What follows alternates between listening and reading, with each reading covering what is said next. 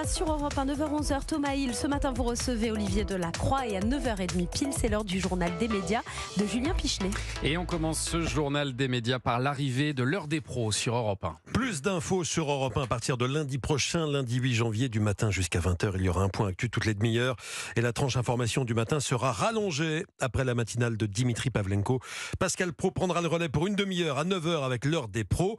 Thomas, vous aurez quelques minutes de plus pour peaufiner vos interviews puisque Culture Média commencera désormais à 9h30 jusqu'à 11h. Ça ne change pas.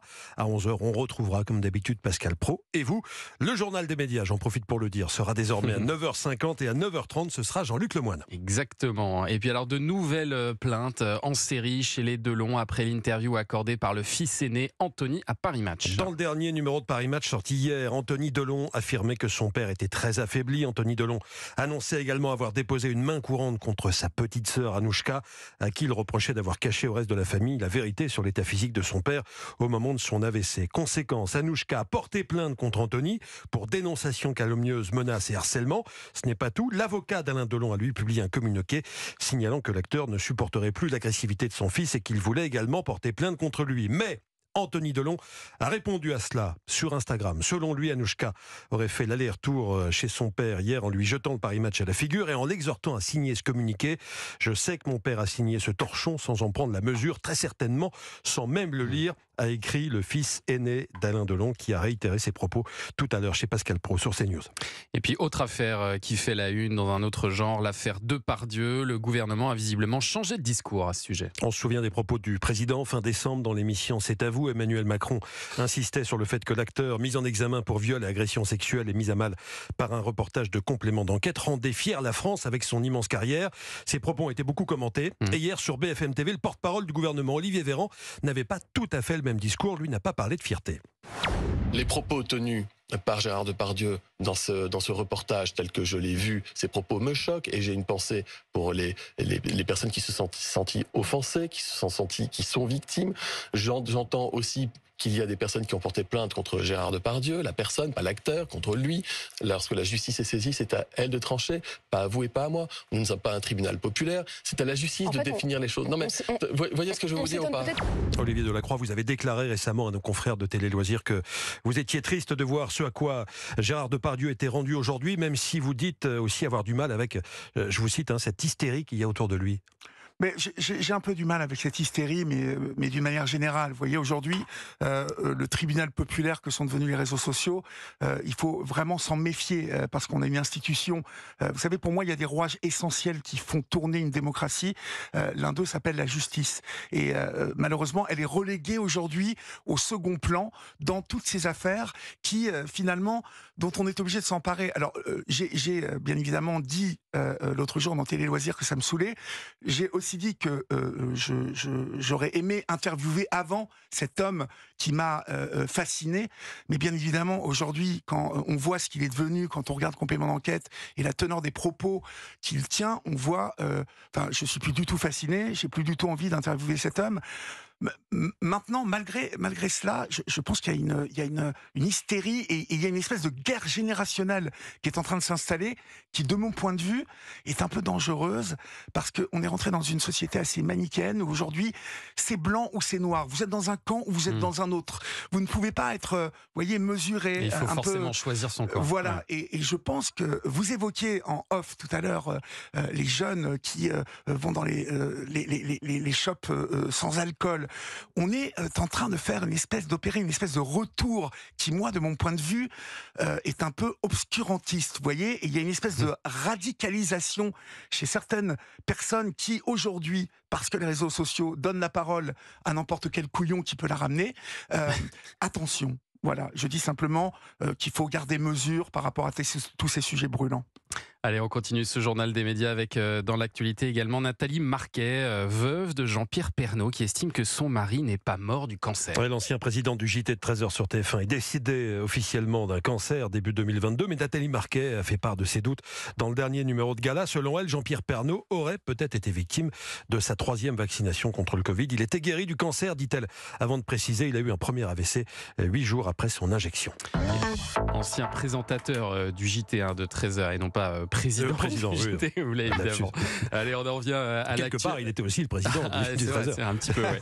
On en vient à l'actualité télé maintenant avec Destination X qui va changer de jour de diffusion sur M6. C'était prévu dès le départ. Les 2 premiers numéros de ce jeu d'aventure dans lequel des candidats sont envoyés quelque part en Europe avant de devoir deviner où ils sont ont été diffusés le jeudi. Mais à partir de la semaine prochaine, ce sera le mardi soir. Parce que la semaine prochaine, jeudi, il y aura une concurrence assez dangereuse avec l'arrivée de la nouvelle mini-série policière de TF1, Rivière perdue. Et puis, c'est en général le mardi soir qu'M6 diffuse ses programmes d'aventure. Donc, ce changement n'est pas si étonnant. Bon, on verra si ça pousse les audiences vers le haut, puisque le premier numéro de Destination X avait été suivi par 1 950 000 téléspectateurs et le deuxième hier soir par 1 732 000 téléspectateurs, 8,6% du public. C'est un petit peu décevant. Ouais, on suivra cette évolution effectivement. France 2 continue à muscler ses deuxièmes parties de soirée. Alors, le jeudi, il y a complément d'enquête. Le samedi, qu'à l'époque, le dimanche, Beau Geste. Et le vendredi, maintenant, il y aura Bertrand n'a pas sommeil, présenté par Bertrand Chameroy et produit, comme c'est à vous sur France 5, dont il est aussi chroniqueur depuis 2 ans, par Troisième œil. Bonsoir, je m'appelle Bertrand Chameroy et je n'ai pas sommeil. Bienvenue dans mon appartement entièrement connecté, 150 mètres carrés loi Carrez. À l'origine, parce que j'ai fait péter un mur porteur qui me permet de vous accueillir. Alors, sur le plateau de Bertrand n'a pas sommeil, il y a une salle de bain, une cuisine, une chambre, un salon. On fait des blind tests, des jeux, ça danse, ça chante. C'est une sorte de joyeux foutoir dans lequel on reconnaît peut-être l'influence de Nulle part ailleurs, l'influence des émissions d'Ardisson ou de Les Nuls l'émission, pour ceux qui s'en souviennent. Qu'en pense la productrice Olivia Assas? Je lui ai posé la question. Ça a été créé, vraiment j'insiste là-dessus, autour de lui. Donc, quelque part, ça reprend des codes de télévision qu'on connaît et qui sont familiers pour le téléspectateur, ce qui nous paraît normal. Et en même temps, ça ne ressemble à aucune autre émission, puisque c'est une émission qui ressemble à Bertrand Chameroy. Voilà, ça c'était très très important pour nous. 4 émissions ont été enregistrées pour l'instant. On est parti pour une diffusion donc les vendredis soirs. Pour la suite, on verra. Je vous donne le nom des premiers invités ce soir. Ouais. Isabelle Nanty, François Berléand, Christophe Willem et Manu Payet. Et puis dans le même temps, TF1 va célébrer les Inconnus ce soir. Et pour les 40 ans du groupe d'humoristes cultes né en 1984, TF1 propose de revenir à 21h sur leur histoire avec un documentaire, L'histoire secrète des Inconnus. Didier Bourdon, Bernard Campan, Pascal Légitimus reviendront sur les bons et les moins bons souvenirs. C'est à la campagne, au calme, qu'ont eu lieu ces retrouvailles entre les acteurs des 3 frères, retrouvailles orchestrées par la productrice Anne Marcassus. Ce qui était génial déjà, c'est qu'ils ne s'étaient pas retrouvés tous les 3 depuis très longtemps. Là, c'était l'occasion, c'est leur anniversaire. Donc, on a voulu les mettre dans un truc d'intimité où, du coup, ils se retrouvaient un peu tous les 3. Et là, c'était pour revenir vraiment en arrière sur sur tous leurs souvenirs, toutes leurs anecdotes. Et ils riaient, mais c'était ça qui était super marrant, c'est qu'ils étaient à la fois très émus. Et nous, on riait aussi de les voir rire et de les voir se remémorer tous ces souvenirs. Après le documentaire, il y aura la rediffusion de Tous Inconnus. On est entre le fiction, les sketchs déjà diffusés en 2002. Oui. Des artistes avaient rejoué quelques-uns des sketchs les plus célèbres des Inconnus. Et ensuite, en 3e partie de soirée, là, il y aura les vrais sketchs. Je m'appelle Marcel Patulacci, brigadier chef et agent de la paix avant tout. Alors, ce qui est amusant, c'est parce que à l'époque, c'était pour la 2e chaîne, Antenne 2, que ces sketchs avaient été faits. Ce soir, c'est TF1 qui leur rend hommage. Les Inconnus, en fait, ont réconcilié tout le monde, toutes les chaînes. D'ailleurs, quels sont les sketchs que vous retenez des Inconnus, vos meilleurs souvenirs, comme ça, sans réfléchir? Alexandre Omar vous a posé la question dans la rue. J'adore Didier Bourdon déjà et toute la bande. Je me souviens du sketch de l'hôpital. J'aime beaucoup aussi leurs chansons sur les raptous avec les impôts. Tu craches, tu payes, pas possible que t'en réchappes. Nous sommes les frères qui rappent. Ça leur a voulu d'ailleurs un contrôle fiscal, les pauvres. Au Mani, tu descends. Manu, tu descends. Tour des manèges. Auteuil-Neuilly-Passy. Voilà, plein d'autres choses, plein de bons moments. Je crois que toutes les générations ont dû être marquées, même les plus jeunes encore aujourd'hui. Leur humour était assez poignant et assez précis. Et puis voilà, donc ils utilisaient le rap pour faire de l'humour. Ah ben, ça évoque plein de sketchs dans les années 70, je dirais. La princesse de Monaco, surtout. Les chasseurs. Bon, t'as le mauvais chasseur, il voit un truc, il tire. Bon, le bon chasseur, il voit un truc, il tire.